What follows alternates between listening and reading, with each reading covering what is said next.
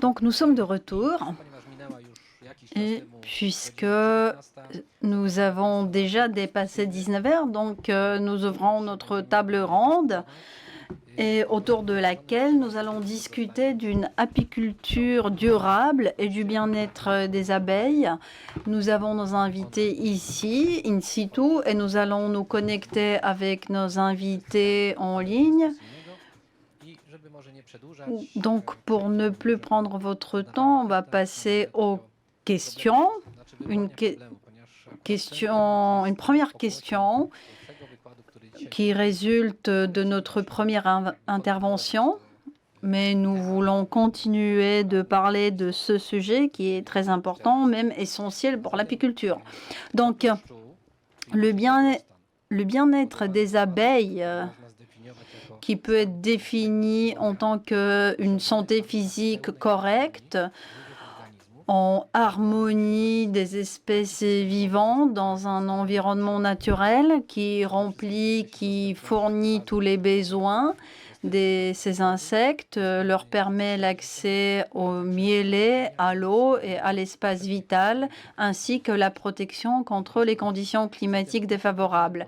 Voici le bien-être des abeilles. Donc, c'est quoi l'apiculture durable au XXIe siècle? Ça fait rappel à la première intervention, donc je vais tout d'abord demander à Monsieur Brunon de prendre la parole.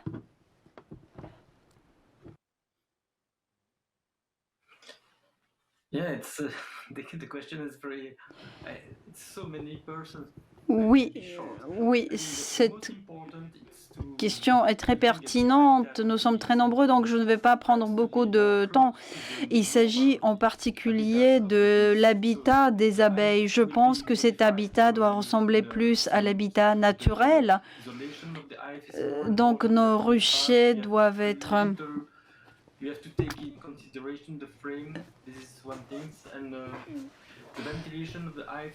doit prendre cela en compte, ainsi que la ventilation de la ruche. Nous devons travailler tout cela, donc il s'agit de l'habitat. Nous faisons beaucoup de bonnes choses, mais tout n'est pas bon. Ça, c'est une première chose. Deuxième chose, c'est la densité au sein d'une colonie. Quand on observe la nature, dans la nature, les colonies ne sont pas aussi proches, elles sont à 100, 200 mètres l'une de l'autre.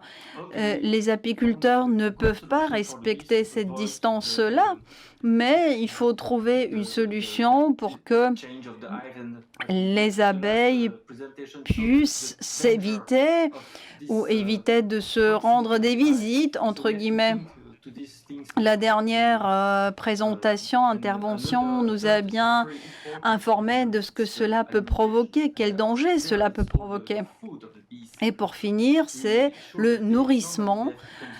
Et donc, les mielés, les pollens. Quand on rajoute des protéines, ce n'est pas la même chose. C'est un élément très, très important pour le système immunitaire. Donc, il y a l'habitat, la densité et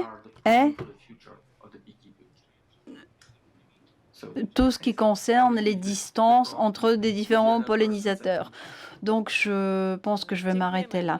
Merci beaucoup, Étienne. Maintenant, on va laisser la parole à professeur Wilda. Merci beaucoup.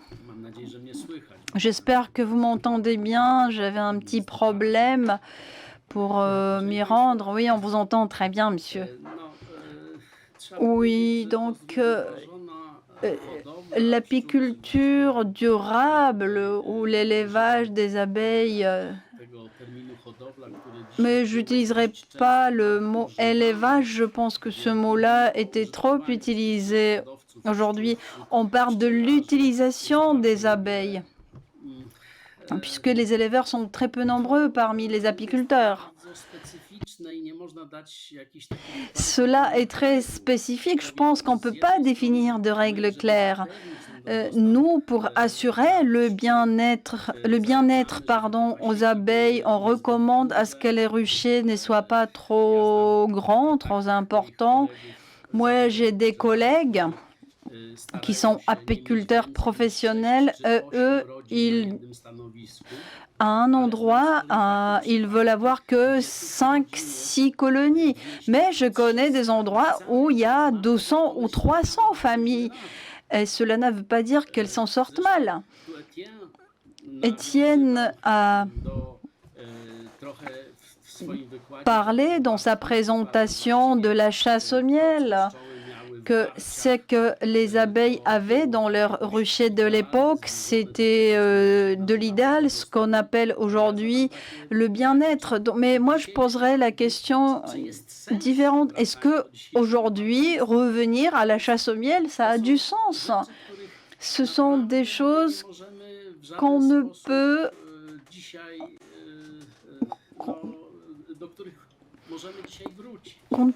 auquel on ne peut pas revenir aujourd'hui. Donc, le bien-être des abeilles dépendra en grande partie des conditions dans lesquelles nous nous trouvons.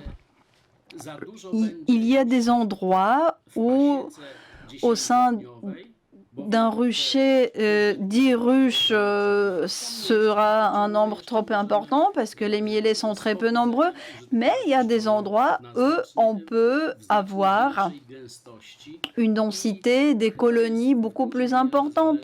Je pense que cela dépend en grande partie de comment on perçoit ce bien-être, comment on le conçoit. L'exemple c'est ce qui est très intéressant, c'est les ruchers citadins qui se trouvent au cœur des villes. Contre toute attente, les abeilles trouvent des très bonnes conditions de vie à ces endroits-là. Donc je pense que cela dépend des apiculteurs dont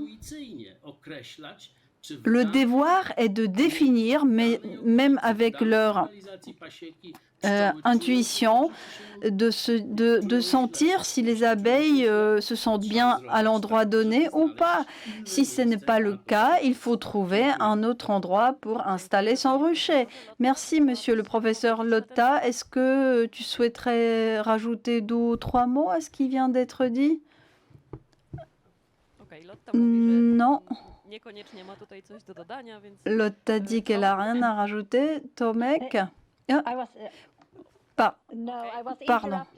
Pardon, on m'a interrompu. Quelqu'un qui est à côté de chez moi m'a dérangé, désolé. Non? D'accord. Monsieur Tomasz Wyssoń, souhaitez-vous rajouter quelque chose? Oui, moi je pense que le bien-être des abeilles, c'est un sujet très vaste. Nous essayons d'assurer ce bien-être pour assurer à nos abeilles toutes les conditions nécessaires pour qu'elles puissent se développer bien. C'est de là que viennent tous nos efforts pour fournir aux colonies tout ce qui est lié à la médecine, aux soins, pour lutter contre des différents nuisibles. Mais le bien-être des abeilles, c'est surtout les mielets. Et je pense que c'est l'élément clé de ce bien-être. Ce que Yegé vient de dire, il y a des ruchers dans lesquels vivent 200 colonies et tout va bien, ou l'apiculture citadine. Les régions se différencient entre elles. Il y a des endroits avec des monocultures où il y a beaucoup de miel, mais cette monoculture ne joue pas en faveur des abeilles qui n'ont pas l'accès à des différents produits, à des différentes plantes. Moi, je ne vais pas cesser de parler de l'éducation. Il faut qu'on parle de la nécessité de s'aimer ou déplanter les plantes mellifères. Très bel exemple, c'est la ville de Wrocław qui a été réaménagée en ce qui concerne les espaces verts. On parle, on est en discussion avec des autorités municipales justement pour agir dans ce secteur-là. À Wrocław, on a 70% des espaces verts, c'est des plantes et mellifères. Donc voilà, assurer le bien-être aux abeilles, c'est de leur donner l'accès à ces plantes-là, à ces miellets. Je pense que ça simplifie tout. Quand les abeilles ont l'accès au nectar, elles vont beaucoup mieux. L'apiculture change. On ne peut pas faire aller en arrière. C'est comme on ne va pas abandonner les téléphones portables, téléphones mobiles. On peut se plaindre qu'ils ont dominé nos vies, que nos enfants vivent avec les portables collés à la main. Mais voilà, tout change, le monde change, l'apiculture change et il faut qu'on s'adapte. Surtout à ce moment où la situation est très dynamique, il y a beaucoup de facteurs qui influencent cela, entre autres le climat. Monsieur Zbigniew Kołtowski, oui, mes chers collègues, je voudrais surligner que le sujet a été déjà mentionné en ce qui concerne les miellets. Moi, de ma part, donc je voudrais rentrer un petit peu plus dans les détails. Il ne s'agit pas seulement d'enrichir ces miellets, mais aussi d'assurer sa continuité durant la saison, dès le début du printemps jusqu'à la fin de l'automne. Cette biodiversité des cultures nous permet d'assurer les aliments aux insectes.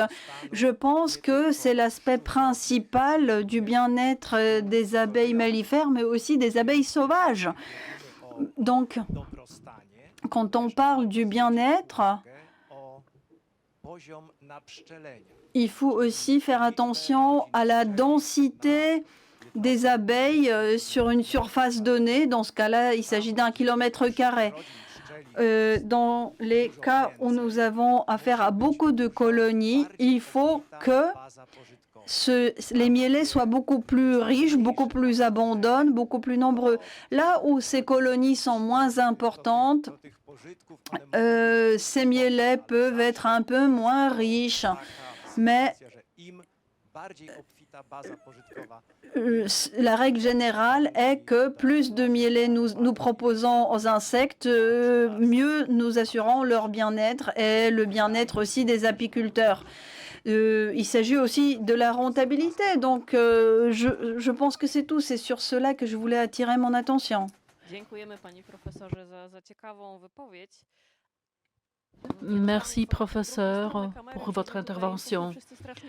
On me dit que nous sommes tous très tristes, donc je vous demande de sourire. Et Robert, c'est à toi maintenant.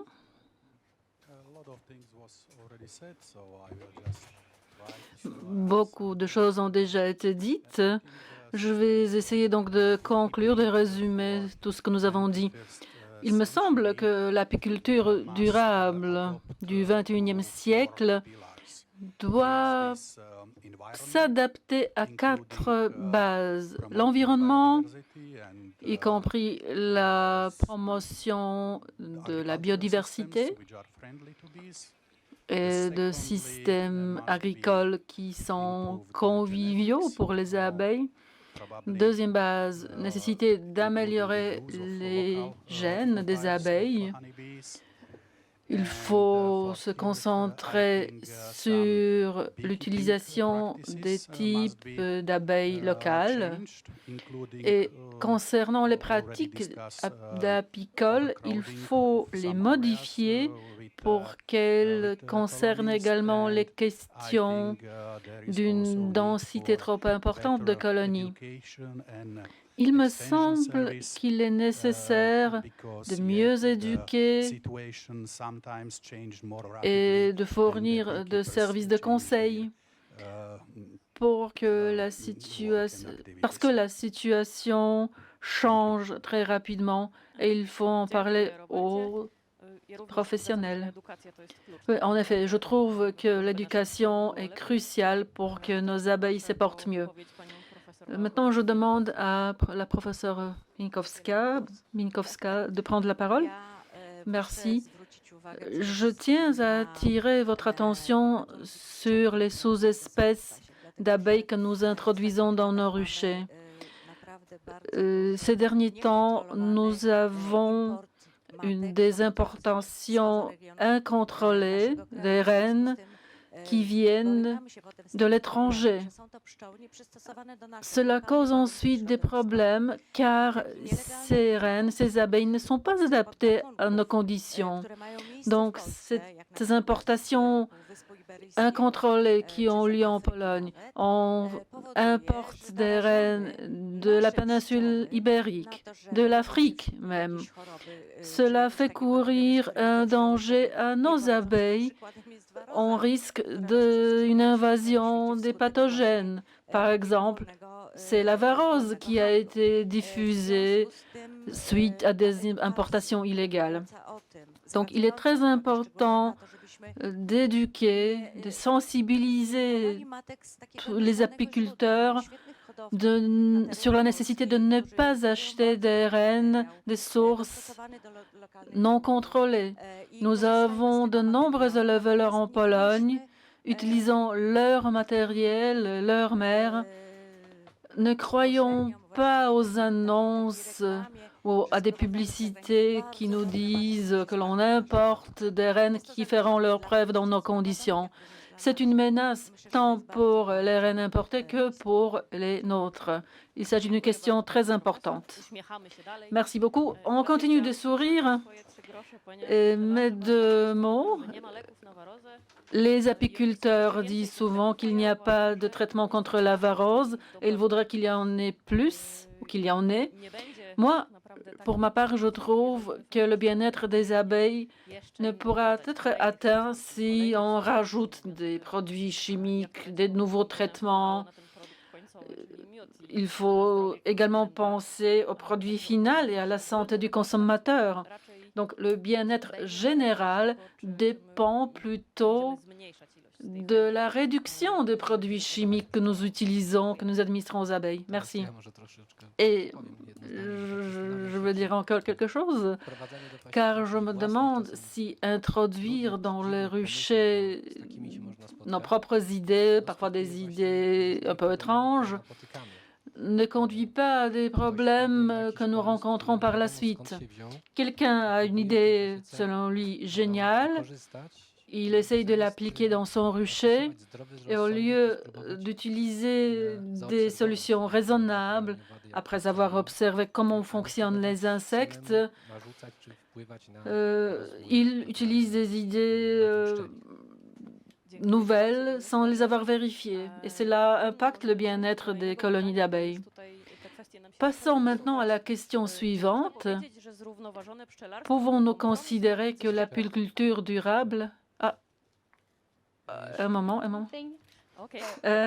Excusez-moi. Excusez-moi de vous interrompre. Il me semblait que j'ai interrompu quelqu'un. C'est pour ça que je vous ai dit de continuer, mais quand même, je voudrais ajouter quelque chose. Je voudrais dire que je considère que nous, les apiculteurs, nous devons interagir avec les abeilles mellifères de manière à mieux les comprendre et nous devons les approcher avec de l'humilité, car très souvent, nous ne savons même pas à quoi consiste le bien-être des abeilles.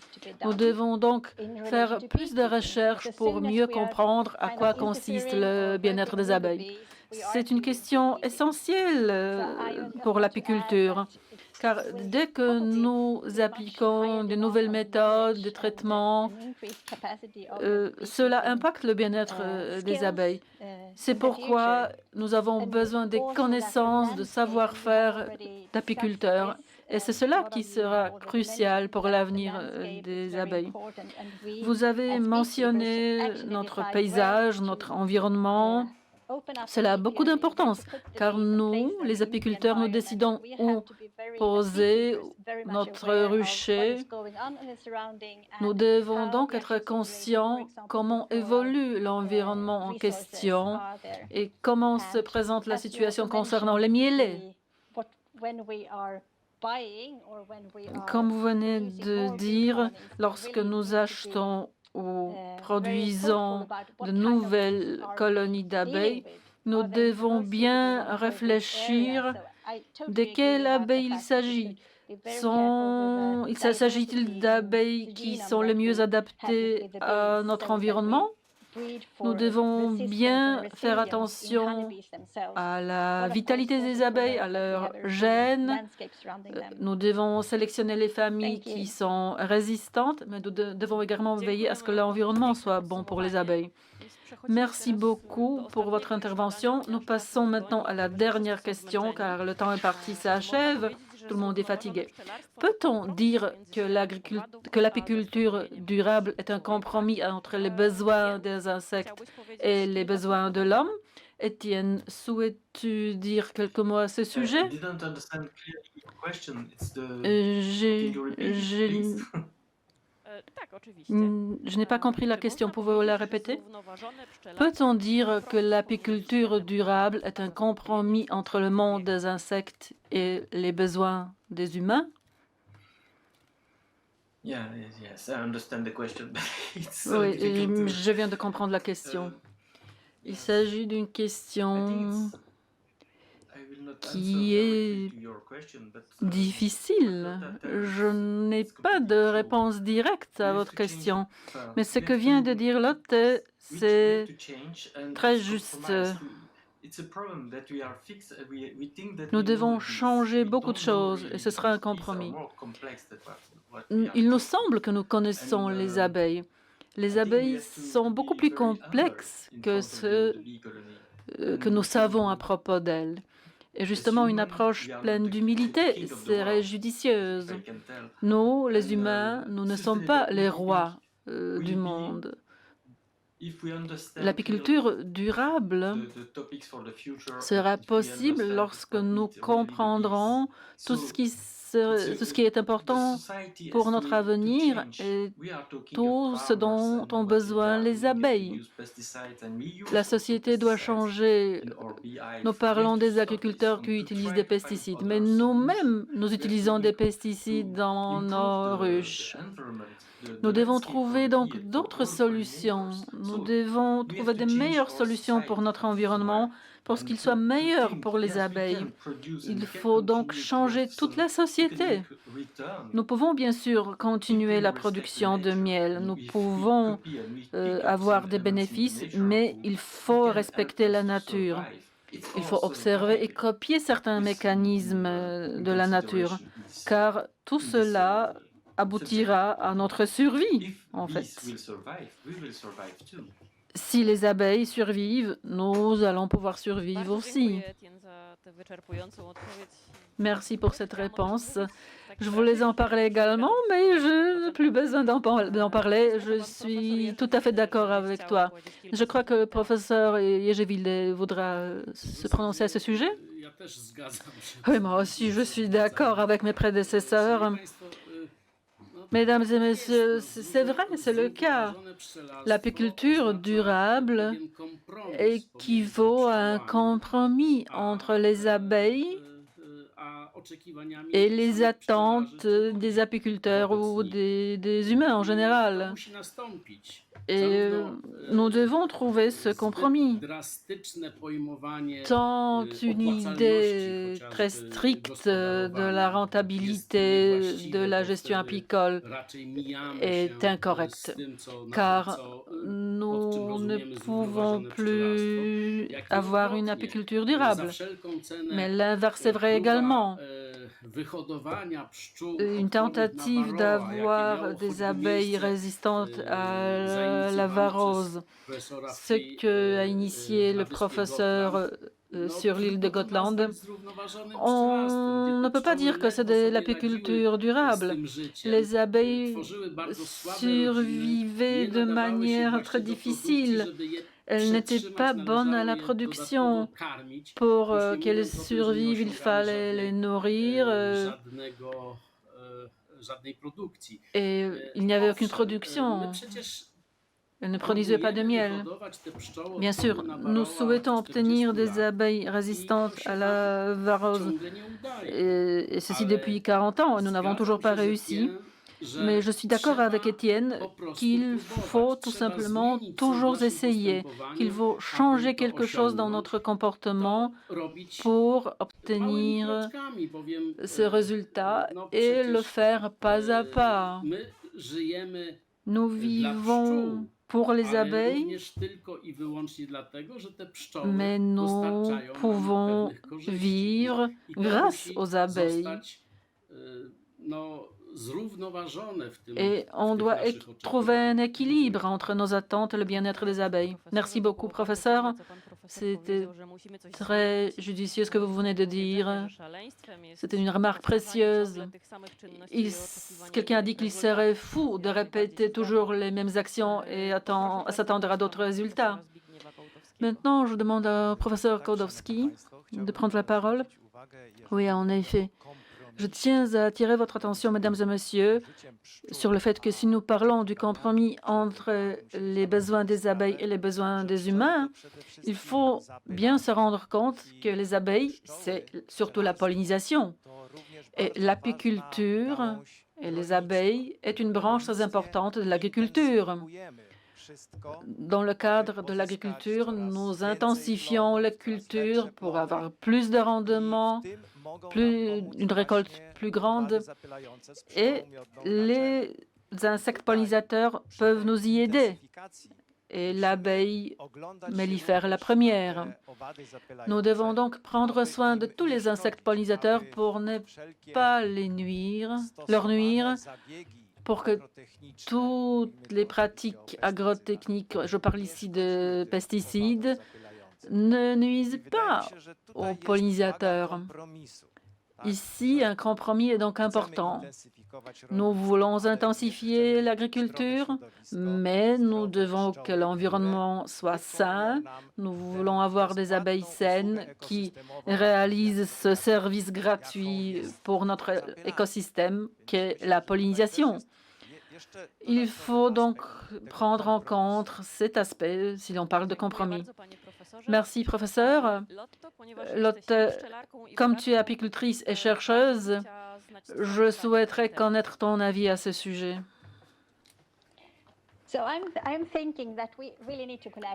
Qu'est-ce que j'en pense? Je crois que nous devons tous coopérer. En tant qu'apicultrice, je vois que les apiculteurs, les apiculteurs, nous sommes très importants. Nous sommes une espèce de colle, de quelque chose qui fait la jonction entre tous les acteurs de l'environnement. Nous devons coordonner tout pour que tout l'environnement soit meilleur pour les abeilles et pour l'apiculture. Nous seuls, en qualité d'apiculteurs, nous ne pourrons rien résoudre nous-mêmes. Nous devons interagir avec d'autres acteurs. Merci beaucoup.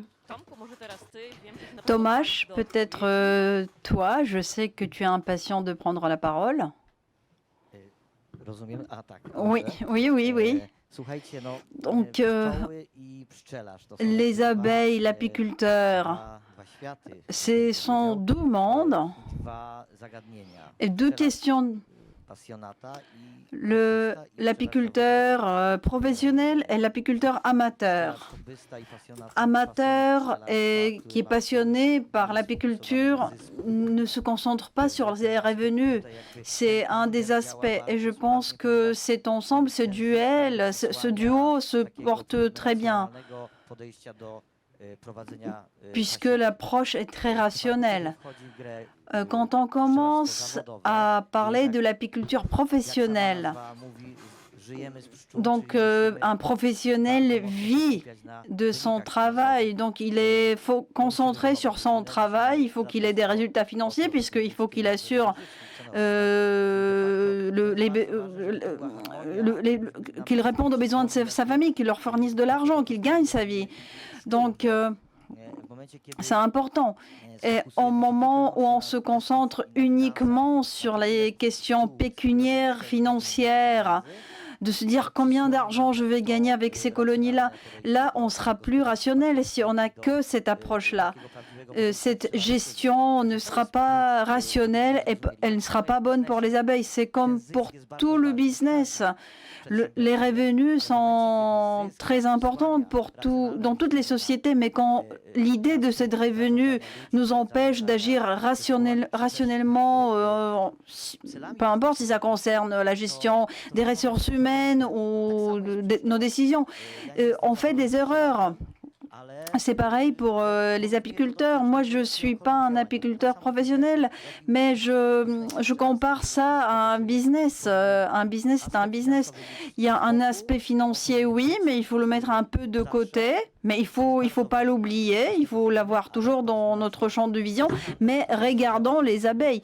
Et il faut que ça fonctionne. Il faut qu'on aille dans la même direction, les abeilles et l'apiculteur. Merci Thomas pour cette intervention. Piotr, tu voudrais rajouter quelque chose? Non, moi je voudrais rajouter, si vous me le permettez. Thomas a parlé des apiculteurs professionnels, mais moi je vais dire que nous, entre ces 82 000 apiculteurs en Pologne, nous avons seulement environ 500 000, au maximum 2 000 apiculteurs professionnels. Donc pour moi, l'espoir, ce sont ceux qui sont majoritaires, qui sont à 90% parmi nos apiculteurs.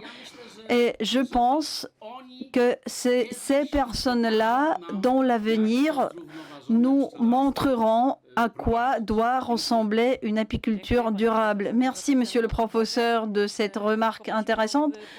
Donc, on va donner la parole à monsieur Piotr Mędrzycki. J'espère que cette fois-ci, la connexion va être la bonne. Oui, je vais essayer. J'espère que je vais pouvoir dire au moins 2-3 mots. Est-ce que vous m'entendez? Oui. Donc, je suis tout à fait d'accord à ce qui a été dit par mes prédécesseurs.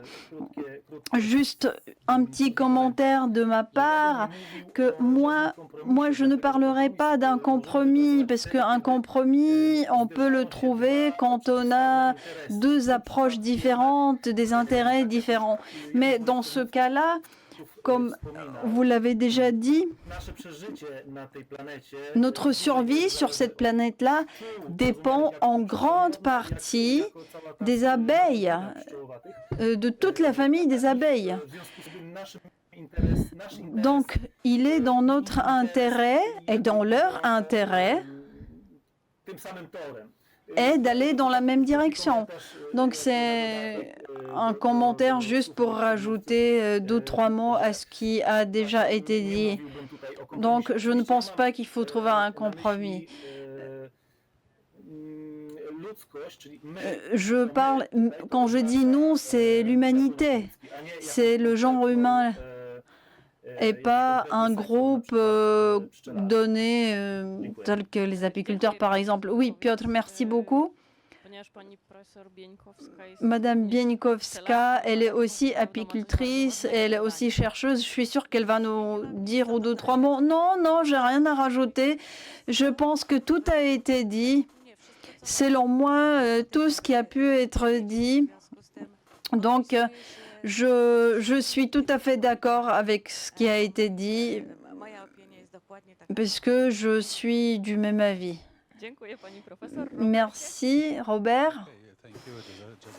Merci. Très brièvement, la coexistence entre les abeilles et les humains, c'est toujours une affaire de trouver un équilibre.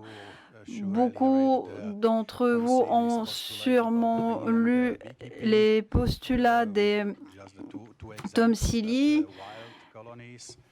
Donc, il y a deux exemples, que les familles et les colonies en état sauvage, dont les ruches plus petits et des essayimages plus fréquents ont moins de maladies, sont moins souvent confrontés aux parasites, aux maladies. Donc, je pense que